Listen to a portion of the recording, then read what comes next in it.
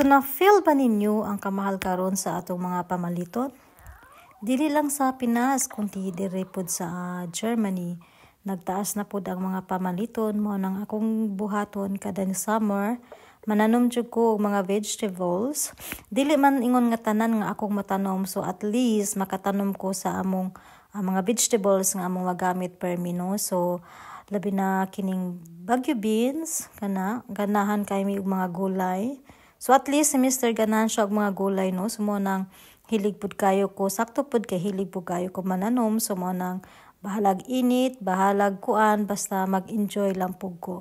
Kay usa man pud ni sa pagpananom ang makatabang pud nato sa atong pang-adlaw-adlaw nga o kinahanglanon sa atong kusina, labi na og maka-harvest na ta nanay mga bunga. So makatipid ta kay karon masige lagi tag ingon nga kamahal sa mga pamaliton sa mga lamas mo na.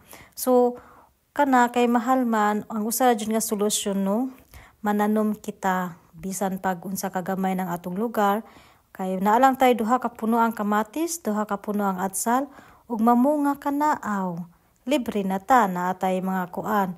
Bisag unsa nga klase nga mga spices nga pwede nato matanom sa atong palibot, mananom kita kay aron kita makatipid. Kay sige lagi tag reklamo nga mahal na kaayo, crisis na. So naman joy laing pamaagi nga makatipid ta, makasave ta sa atong kuan mananom. Magkugi lang jud na adjoy tay maani, na adjoy tay magamit inig mamunga na. Kay dili man sad na hantod nga kanang dili na sila mamunga man jud na sila at maka benefits pud ta sa ilang ihatag nato nga bunga.